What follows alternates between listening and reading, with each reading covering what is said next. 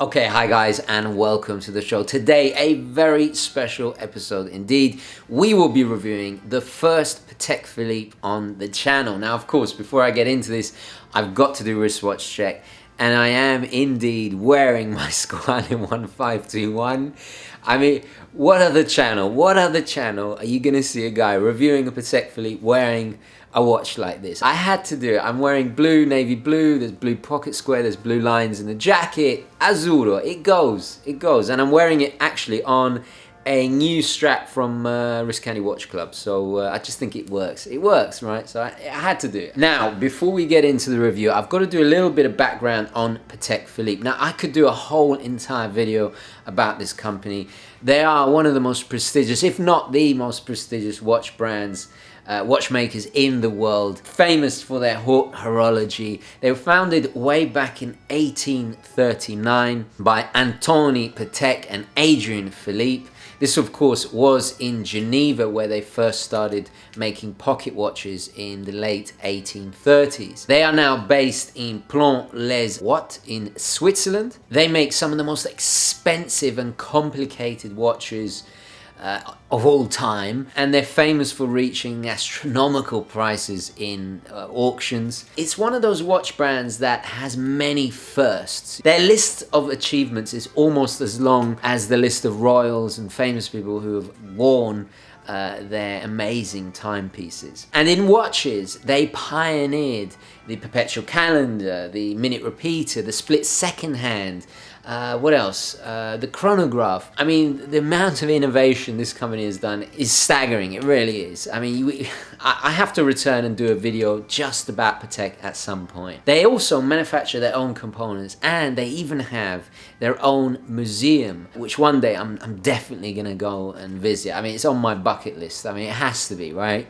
If you're into horology, it's just got to be done, right? Now, today we're looking at the Calatrava. I had the option of looking actually at a perpetual calendar, the Nautilus, and the Calatrava. I decided to first look at the Calatrava. As you guys know, I'm considering a dress watch. I think it's the best place to start because it is their flagship model. It is one of their most successful models, but it also bears the name Calatrava, which refers to the symbol, the logo of the company, the Calatrava cross. And that is in reference to the Order of Calatrava. They are an order of knights that used to protect the citadels of Calatrava in Spain in the medieval era from invasion. And it's supposed to bring the wearer good luck, good fortune. So it's a nice little touch, just typical of Patek. So without further ado, I think the Calatrava has got to be where we start, right? Let's change perspectives and have a closer look. Today we are reviewing the Patek Philippe Calatrava. This is the reference 3919. Now this was first introduced in 1985, has since been superseded by a newer model in 2006. Now this is the quintessential Patek. I've been wanting to look at Patek for the longest time, and where better to start with one of their most popular and instantly recognizable dress watch. So let's have a closer look. Now the first thing you'll notice is just how understated and elegant this piece is. The Calatrava line dates back all the way back to 1932. Even though there are some really kind of classical design elements in this, it was heavily inspired by Bauhaus as well. That was becoming very, very popular at the time. However, it's not strictly all Bauhaus, because obviously, as we've talked about many times in previous videos, Bauhaus does away with any kind of ostentatious design. This still retains some of that classic throwback style cues from, you can definitely see 19th century pocket watches with the Romans, and of course that hobnail bezel, which we'll get into in just a moment. So this is obviously a dress watch, water resistant rating of 13 meters. The material is solid 18 karat yellow gold, and I love 18 karat because it has a very kind of rich, it's a slightly darker tone than, let's say, 9 karat, well, definitely 9 karat.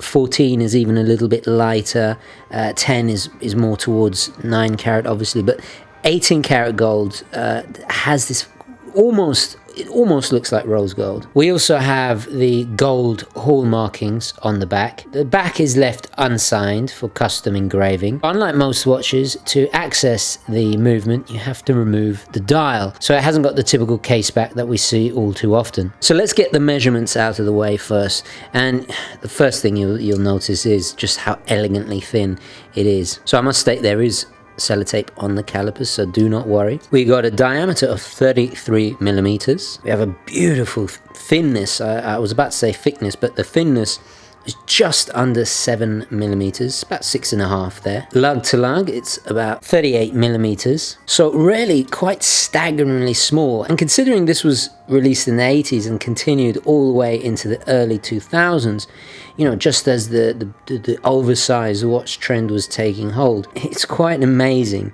It really is.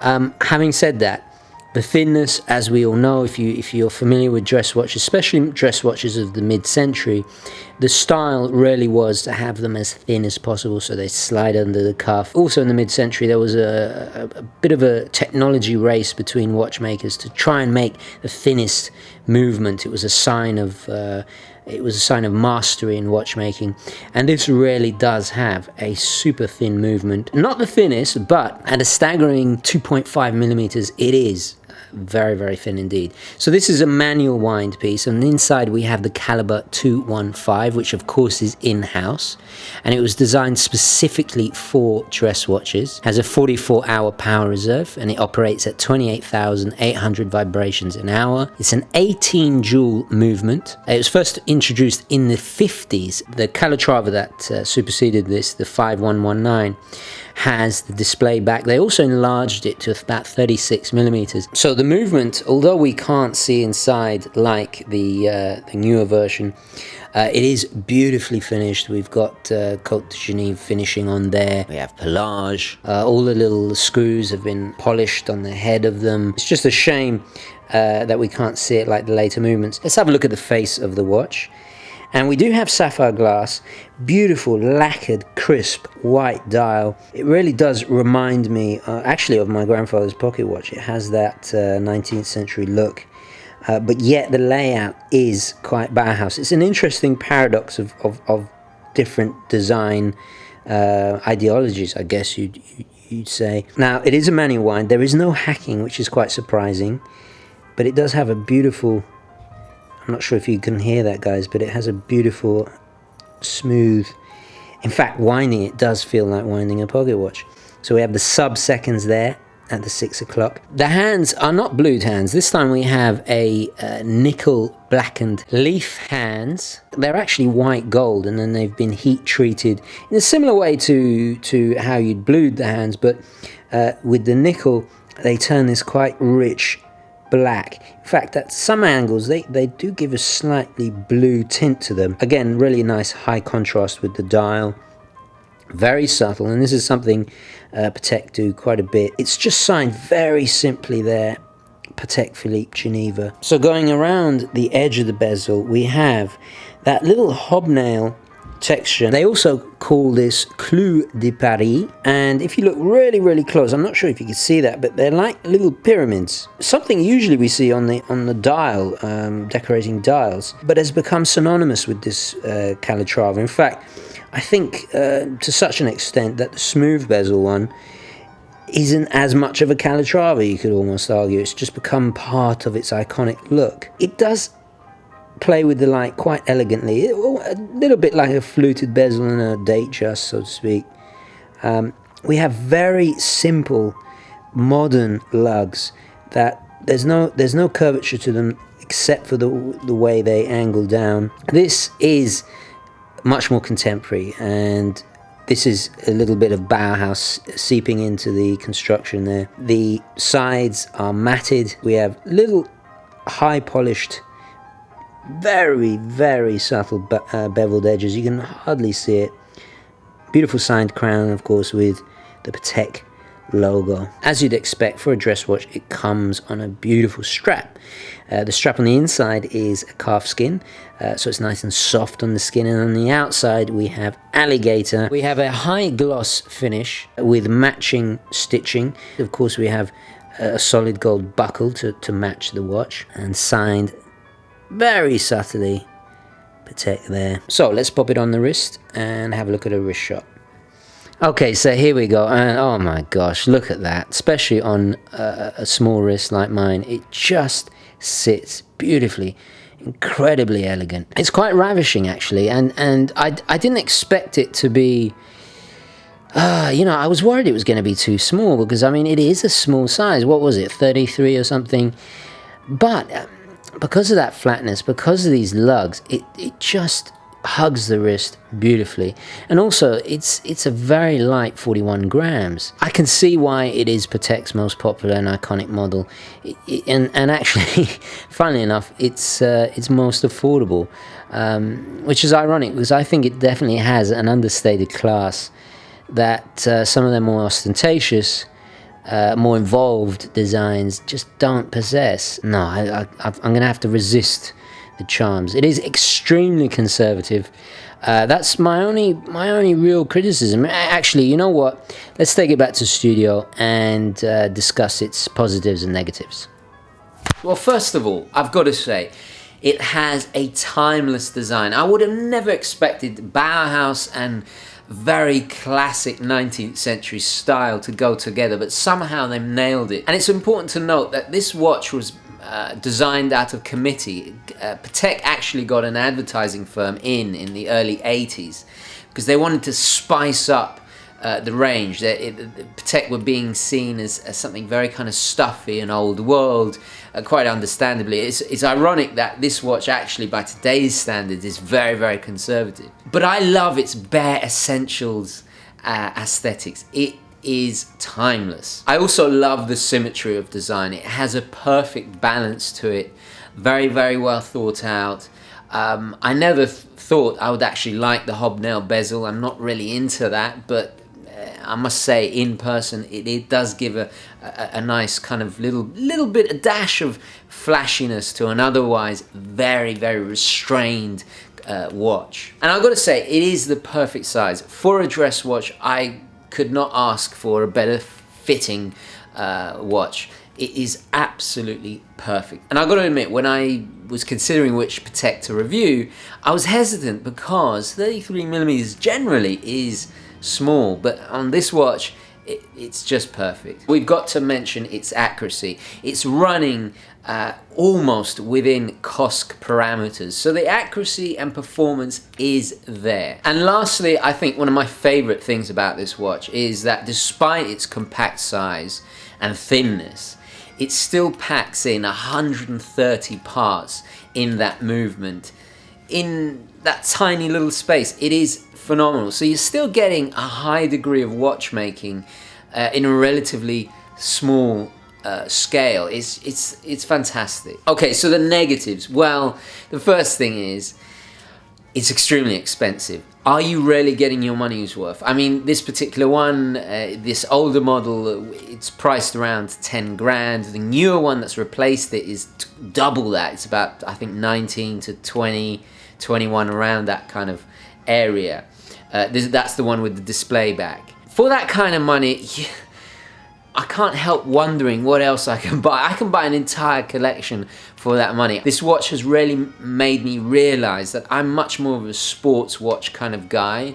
And I would, at the end of the day, if I was faced with 10 grand buying this and the whole collection, I'd buy maybe 1 or 2 Rolexes, a few Seikos, but that's my own personal taste. I don't see the justification, and especially when considering what the Germans are offering for the same amount of money, is very, very competitive. But you do get the Patek name, the prestige, the heritage.